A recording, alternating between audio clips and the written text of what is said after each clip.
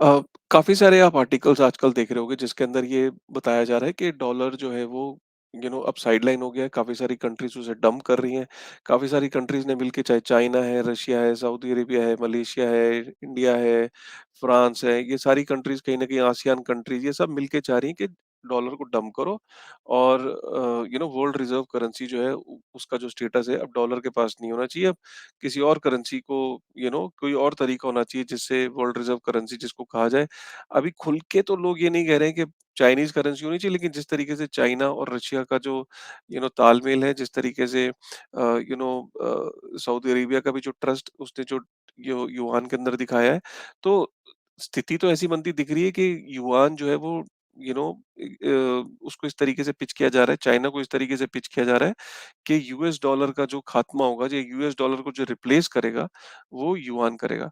देखिए, कोई नई चीज़ नहीं है। ऐसा नहीं है कि जो यूएस डॉलर है, वो डे 1 से वर्ल्ड रिज़र्व करेंसी था।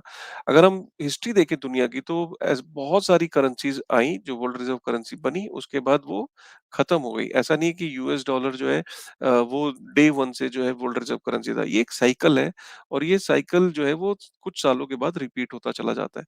तो क्या वो यूएस डॉलर का जो खात्मा होने का जो साइकिल शुरू हो चुका है? इस तरीके से काफ़ी सारे आप एनालिसिस देखते होंगे, चीज़ें देखते होंगे, मंथन देखते होंगे, आर्टिकल्स देखते होंगे, लेकिन थोड़ा-सा ना एक इन डेप्थ आपको फिर भी एक समझना बहुत ज़रूरी है कि क्या ये पॉसिबल है?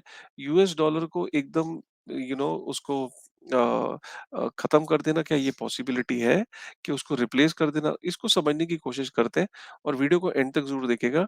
आई एम श्योर, मेरा ये आपको कमिटमेंट है कि वीडियो एंड में आपको इन्फॉर्मेटिव फील होगा कि यार हाँ, हमने जितनी भी देर ये देखा वीडियो, लास्ट में यार हम कुछ गेन करके गए वीडियो को, ठीक है? तो चलो ठीक है। तो देखो हुआ क्या था? दुनिया आपस में लड़ रही थी, ठीक है? वर्ल्ड वॉर में लड़ रही थी। वर्ल्ड वॉर 1 से पहले जो वर्ल्ड रिज़र्व करेंसी का जो स्टेटस था, जो पावरफुल करेंसी थी, वो यूके की मानी जाती थी, जो पाउंड था। जब वो वर्ल्ड वॉर के अंदर जब वो इन्वॉल्व हुआ, वर्ल्ड वॉर 1 में, वर्ल्ड वॉर 2 में, वर्ल्ड वॉर 1 उसने सोचा नहीं था कि इतनी लंबी चलेगी। कुछ लोग सोच रहे थे कि 1 हफ्ते या 10 दिन के अंदर निपट जाएगी। वो बहुत सालों तक चली, फिर वर्ल्ड वॉर 2 आई। दोनों वर्ल्ड वॉर के अंदर पूरी दुनिया शामिल थी, मैंने पहले भी बताया था। इसके अंदर से जो साइड में बैठ के जो नज़ारा देख रहा था, वो अमेरिका देख रहा था। अमेरिका ने इस नज़ारे को पूरा एन्जॉय किया और उसने एन्जॉयमेंट के अंदर क्या किया, उसने दुनिया को बोला कि वेपन चाहिए, खाना चाहिए, कुछ चाहिए, गैस चाहिए, सिलेंडर चाहिए, कंज्यूमर कंज्यूमर कंज्यूमर ड्यूरेबल्स चाहिए, गाड़ी चाहिए, कुछ भी चाहिए वो मेरे से लो। अब उसने बोला कि देखो भाई, तुम लोग आपस में लड़ रहे हो, किसी की भी करेंसी जो है वो इस टाइम जो है उसकी कोई वैल्यू नहीं है, क्योंकि तुम सबने अपनी करेंसी को एक्स्ट्रा प्रिंट किया हुआ है वॉर को फंड करने के लिए, और वो इस टाइम डिबेस हो रखी है, डीवैल्यू हो रखी है। तो भाई मैं किसी की करेंसी नहीं लूँगा, बदले में मुझे तुम सोना दो, तो मैं तुम्हें चीज़ दूँगा। पूरी दुनिया ने क्या करा, वर्ल्ड वॉर 1 और वर्ल्ड वर्ल्ड वॉर 2 के आसपास अपनी सोना उसको दे दिया और बदले में उससे सामान खरीदते थे, चाहे वो वेपन्स था, ज़रूरत की चीज़ें थी। तो पूरी दुनिया तो थक हार के बैठ गई और लड़ मर के बैठ गई, लेकिन जो असली विनर था इस पूरी गेम में, वो अमेरिका निकला। अनुमान के मुताबिक अमेरिका के पास 8700 टन, 8800 टन्स के आसपास का गोल्ड उसके पास है, खुद के जो ऑफिशियल रिजर्व्स हैं। यही नहीं, वो काफ़ी दुनिया के जो नेशंस थे, उन्होंने अपने गोल्ड को उठा के अमेरिका के पास रख दिया कि हम तो लड़ाई लड़ रहे हैं, हमारा पता नहीं गोल्ड कल को कन्फिस्केट ना हो जाए, तो तुम हमारा गोल्ड भी अपने पास रख लो। तो अमेरिका जो है कस्टोडियन बन गया दुनिया के गोल्ड का। अब इतना गोल्ड अमेरिका के पास हो, तो आप सोचो कि कौन हुआ? अमेरिका हुआ ना। तो इसीलिए उसने क्या करा कि दुनिया में एक चीज़ बोली, उसने कहा 1944 में करीब उसने 44 कंट्रीज़ को एक साथ मिले, 730 डेलीगेट थे। उन्होंने मिलके एक ब्रेटन वुड एग्रीमेंट किया, जो ब्रेटन वुड सिस्टम जिसको कहते थे। ब्रेटन वुड सिस्टम के अंतर्गत क्या हुआ, अमेरिका ने बोला देखो, डॉलर मेरे पास है, गोल्ड मेरे पास है, और मेरा जो डॉलर है उसकी बैकिंग जो है वो गोल्ड है। तो तुम क्या करो, तुम अपनी दुनिया की जो करेंसी है वो मेरी करेंसी से पैक कर लो, मेरी करेंसी से पेग कर लो, तो तुम्हारी इनडायरेक्टली तुम गोल्ड से ही तुम्हारी पेग हो गई। तो मेरा डॉलर गोल्ड पे पेग्ड है, तुम अपनी करेंसी मेरे डॉलर से पेग कर लो। तुम वैल्यू जो डिराइव करो अपनी करेंसी की, वो मेरी करेंसी से उसे बेंचमार्क कर लो। ठीक है? तो ये जो सिस्टम था, ये पूरी दुनिया ने एग्री कर लिया। इसको 1944 जुलाई में ये हुआ। 730 डेलीगेट थे, 44 कंट्रीज़ थी, और इसी दौरान आईएमएफ और वर्ल्ड बैंक का भी जन्म होता है। ठीक है? और इसके अंदर जो एक्सचेंज रेट डिसाइड होता है, वो $35 was equal to 1 ounce of gold. तो 1 ounce of gold is equal to $35। तो ये एक्सचेंज रेट जो है, ये भी डिसाइड हो गया। अब दुनिया भर की जो कंट्रीज़ थी, इसको ब्रेटन वुड एग्रीमेंट को, ब्रेटन वुड सिस्टम को 10-12 साल लगे अपने इम्प्लीमेंट होने में। इसका मतलब ये था कि कोई भी जो कंट्री थी, वो डॉलर को लेके अगर अमेरिका के पास जाती थी, बदले में उसे $35 अगर वो देती थी, तो उसे बदले में 1 आउंस ऑफ गोल्ड मिल जाता था। ये ब्रेटन वुड सिस्टम था। तो इसका मतलब पूरी दुनिया एग्री कर गई कि वो अमेरिकन डॉलर पे उसने अपने आप को पेग कर लिया, क्योंकि उन्हें विश्वास था कि जो डॉलर है, उसके पीछे गोल्ड है। वहाँ से डॉलर ने मजबूती पाई। अब डॉलर जो है, वो अच्छा खासा सिस्टम ये चल रहा था। 1965 में वियतनाम वॉर और अमेरिका ने डॉलर को प्रिंट करना शुरू करा। उससे ज़्यादा डॉलर प्रिंट कर दिया जितना उसके पास गोल्ड था। आइडियली तो उसको उतना ही प्रिंट करना चाहिए था, उसने ज़्यादा प्रिंट। जब उसने ज़्यादा डॉलर को प्रिंट किया, गोल्ड उतना था नहीं मार्केट के अंदर। उसने वियतनाम वॉर और उसने जो अपनी एक्सपेंशन और उसने प्रोडक्टिविटी को लेके जो उसने एक्सपेंशंस प्लान्स अपने शुरू करे, तो ज़्यादा डॉलर प्रिंट कर दिया, गोल्ड उतना था नहीं। ये बात मार्केट में फैली, इंटरनेशनल अरीना में फैली और यूएस के अंदर एक स्टैगफ्लेशन की एक सिचुएशन आई। उस स्टैगफ्लेशन से निपटने के लिए, वियतनाम वियतनाम वॉर को फंड करने के लिए, जो प्रेसिडेंट निक्सन था, उसने बोला कि यार बहुत हो गया। 1971 में उसने डिसाइड करा कि ब्रेटन वुड्स सिस्टम जो है, ये खत्म किया जाए। उसने 1971 में जो गोल्ड की रिडेम्पशन हो रही थी, जो बाकी कंट्रीज थी यूएस की स्टैगफ्लेशन को देखते हुए, वो जब अपने डॉलर को रिडीम करने आ रही थी, उसने वो डॉलर रिडेम्पशन बंद कर दिया।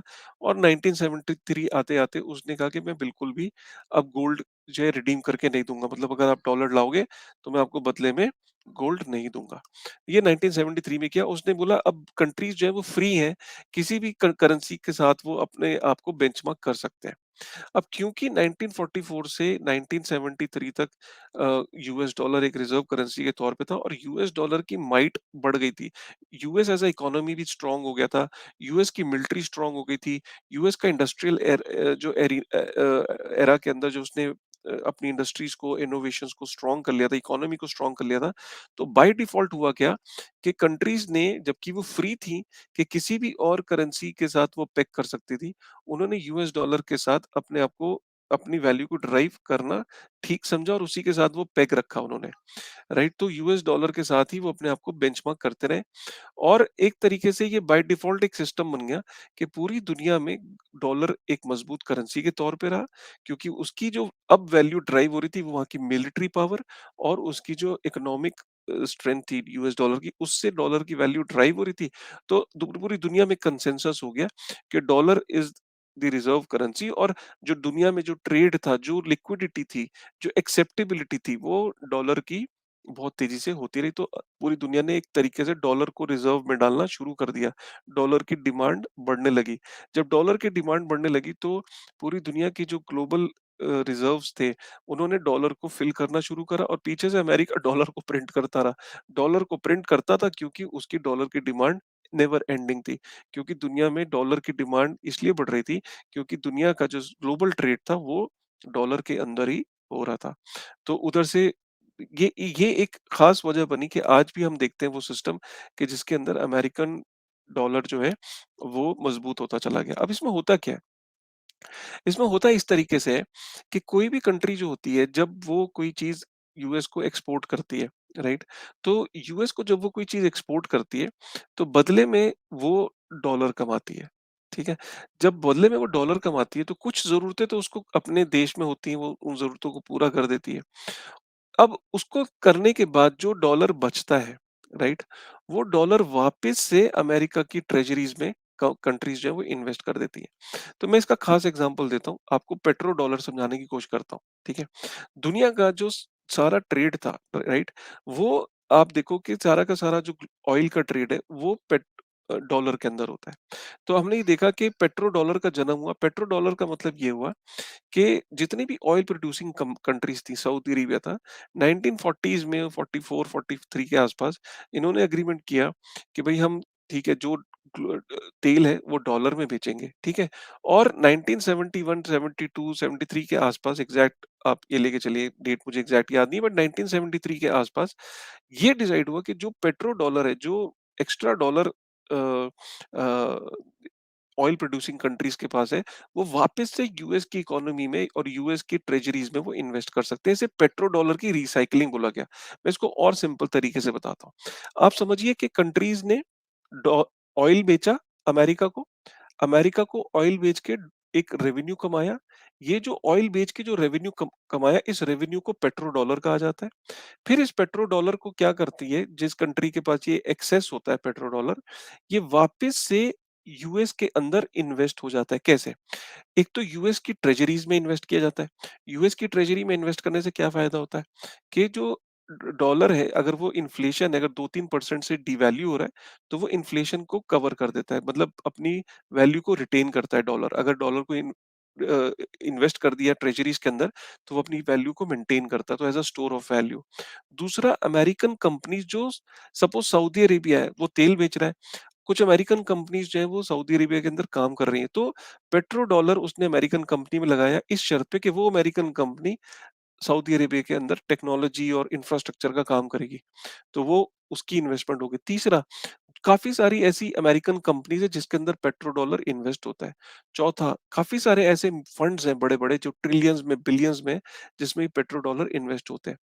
तो वापस से ये सारा का सारा जो अर्निंग करी हमने, तेल बेच के अर्निंग करी, वो वापस से अमेरिका की इकोनॉमी में डॉलर इन्वेस्ट हो जाता है। तो अमेरिका के लिए विन-विन सिचुएशन है। आप सोचो कि उसने माल खरीदा, डॉलर देके, वापस से वो डॉलर उसी की इकोनॉमी में आ गया। इसे डॉलर रिसाइक्लिंग कहते हैं, इसीलिए अमेरिका पावरफुल देश होता गया दिन प्रतिदिन। इसका कोई सॉल्यूशन नहीं था। चाहे वो सऊदी अरब, चाहे वो रशिया, चाहे वो इंडोनेशिया, चाहे वो जितनी भी ऑयल प्रोड्यूसिंग कंट्रीज़ थी, यही करती हैं। रिसाइकल होता है। यहाँ तक कि इंडिया भी जब कोई चीज़ एक्सपोर्ट करता है और एक्सेस डॉलर जो कंट्री के पास आते हैं, उसको दोबारा से वो ट्रेज़रीज़ के अंदर डालता है। तो ये वापस से डॉलर जो है वो वापस से यूएस इकोनॉमी में जाते हैं। इनको रिसाइक्लिंग ऑफ डॉलर भी कहते हैं, रिसाइक्लिंग ऑफ पेट्रो डॉलर भी कहा जाता है। अब इससे हुआ क्या कि आप एक यहाँ से सिचुएशन को समझो। अब इसका मतलब क्या है कि हर कंट्री का एक एसेट जो है, मेजर एसेट अमेरिका के अंदर पड़ा है, जो अमेरिका की मर्ज़ी पे है, अमेरिका के कंट्रोल में है। और रशिया और यूक्रेन की लड़ाई ने पहली बार ये साबित करा कि तुम्हारा एसेट तुम्हारा नहीं है, तुम्हारी जो एसेट मेरे पास पड़े हैं, वो तुम्हारा नहीं है, क्योंकि उसने जब रशिया के ऊपर सैंक्शन लगाया, तो रशिया के जो 300 बिलियन यूएस डॉलर जो अलग-अलग बैंक्स में, अलग-अलग ट्रेज़रीज़ में, अलग-अलग कंपनियों में थे, उसने यूएस ने फ्रीज़ कर दिए। ये आँख खुलने वाली, आँख खुल गई इससे पूरी दुनिया की। पूरी दुनिया को खुल के क्या? हमारी हमने जो पैसा कमाया और वो जो पैसा उठा के जो हमने यूएस डॉलर के अंदर रिसाइकल किया, American companies, American fund, American treasuries के अंदर, वो अमेरिका कभी भी फ्रीज कर सकता है। ये करके दिखा दिया उसने। जैसे ये करके दिखाया, तो पूरी दुनिया में एक संकेत चला गया कि यूएस डॉलर जो इतना मजबूत आपने कर दिया है, अब जो आप रिसाइक्लिंग भी जो आप कर रहे हो, एक चीज प्रूव हो गई कि आपका पैसा आपका नहीं है, अमेरिका जब चाहेगा उसे फ्रीज कर देगा। यहाँ से जो आँख खुली, तो सिर्फ रशिया की आँख नहीं खुली, यहाँ से चाइना की भी आँख खुली, क्योंकि वो भी ये करता है। उसकी भी ट्रेज़रीज़ उसने बाय कर रखी है ट्रिलियंस में। 1 ट्रिलियन से ऊपर है उसकी जो उसने ट्रेज़रीज़ के अंदर इन्वेस्टेड है। और बाकी कंट्रीज़ की भी आँख खुली कि यार, हमारी ये जो रिसाइकिल करके जो हमने ट्रेज़रीज़ में और अमेरिकन कंपनीज़ में हमारा जो पैसा जाता है, ये तो कभी भी फ्रीज़ हो सकता है। तो ये ज़रूरी है कि अमेरिकन डॉलर की डोमिनेंस खत्म होनी चाहिए। अब क्या ये रातों-रात खत्म हो जाएगी? क्या ये अभी जो ये चल रहे हैं हालात, जो ये सब एक-दूसरे को सपोर्ट दिखा रहे हैं कि अमेरिका के अगेंस्ट, क्या ये हो जाएगा? बहुत मुश्किल है। क्योंकि मैं अभी भी आपको बताऊँ, एक अनुमान के मुताबिक जो अभी ग्लोबल फॉरेन करेंसी रिज़र्व्स हैं, दुनिया में 6.4 ट्रिलियन जो डॉलर जो रिज़र्व्स हैं, वो यूएस डॉलर रिज़र्व्स हैं, जो कि 6.4 ट्रिलियन है। अब चाइनीज़ युआन सिर्फ 0.3 ट्रिलियन यूएस डॉलर है। मतलब आप ये समझो कि दुनिया में टोटल पैसा जो जो ग्लोबल रिजर्व्स करेंसी है, वो इस time US is 6.4 trillion US dollar और Chinese yuan is only 0.3 trillion. और यहाँ तक कि यूरो भी 2.2 ट्रिलियन है। तो ज्यादातर रिजर्व्स के अंदर, बैंक्स के अंदर, US dollar, euro, Japanese yen, ये दो तीन करेंसीज हैं जो कि एज अ रिजर्व करेंसी है। चाइनीज शेयर सिर्फ अभी 0.3 ट्रिलियन है। राइट?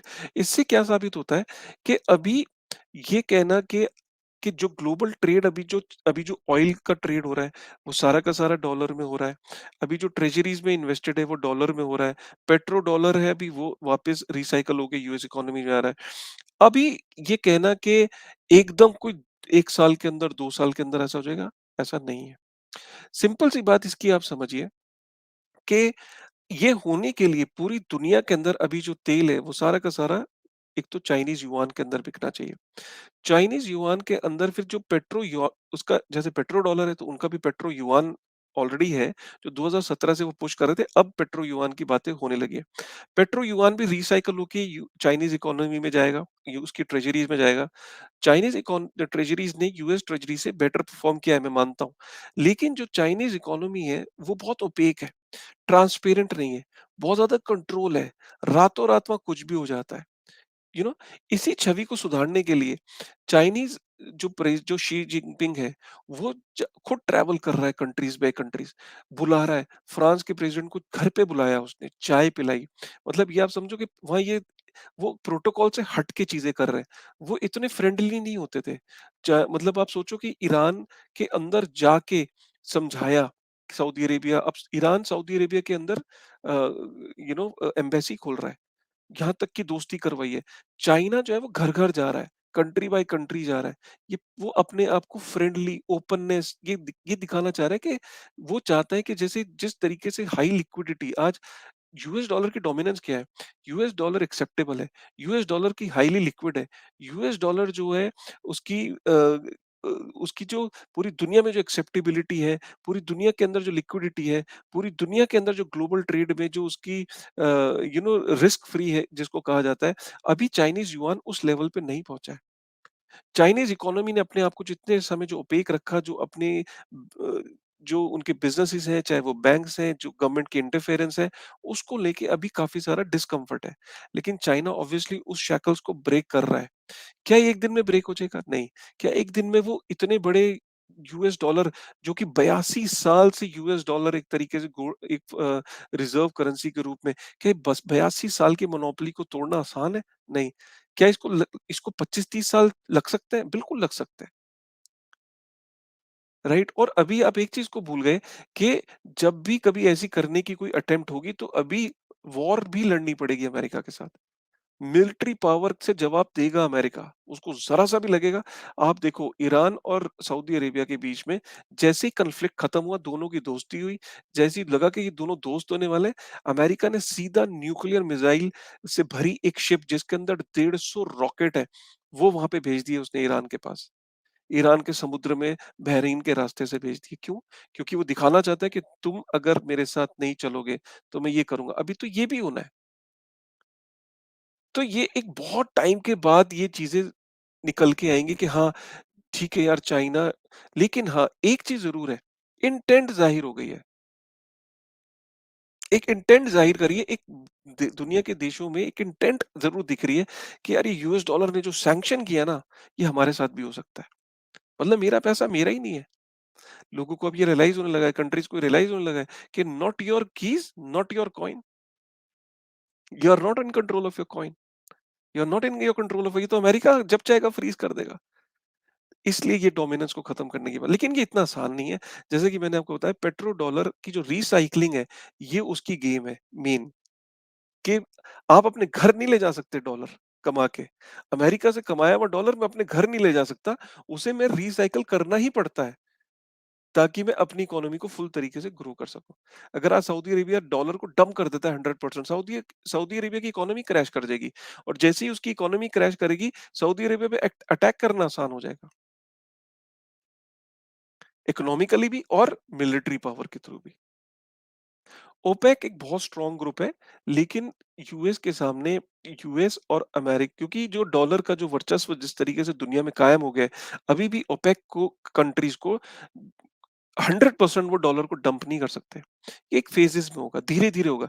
लेकिन ये जैसे-जैसे स्पीड पकड़ेगा, अमेरिका अपनी मिलिट्री पावर का यूज़ करेगा। ईरान के पास करा ना उसने, वो और करेगा। ये ज़रूरी ये है दिखने वाली सिचुएशन ये है कि जिस तरीके से फ्रांस यूरोप से निकल के चाइना के सपोर्ट में आया है। धीरे-धीरे क्या बाकी कंट्रीज़ भी आएँगी? अगर ये होना शुरू हो जाएगा तो ये पेस बढ़ जाएगी। जैसे ही ये पेस बढ़ेगी, एक बारी मिलिटरी कन्फ्रंटेशन ज़रूर होगी। इतना आसान नहीं है कि चाइना आएगा और झटपट ये सब हो जाएगा। चाइना के भी बहुत सारे इंटरनल इश्यूज़ हैं, जो उसे एड्रेस करने पड़ेंगे। ठीक है ना? हुँ। बड़ा इंटरेस्टिंग है यार, बहुत इंटरेस्टिंग जियोपॉलिटिकल सिनेरियो बन रहा है। वीडियो कैसा लगा आपको? कमेंट करके ज़रूर बताइएगा। आई एम श्योर ऐसे वीडियो आपको पसंद आ रहे हैं, ऐसी एनालिसिस पसंद आ रही है। पसंद आ रही है तो दिल से एक बारी कमेंट और लाइक करके बताइएगा कि सर कंटिन्यू रखिए ये कंटेंट, बहुत अच्छा लग रहा है। मैं सच बताऊँ, मुझे तो बनाने में बहुत मज़ा आता है। आपको सुनने में मज़ा आता है, नहीं आता है? I really don't know. वो कमेंट से ही पता लगेगा। चलिए, फिर से मिलते हैं नए एनालिसिस, नई वीडियो के साथ। तब तक थैंक यू वेरी मच।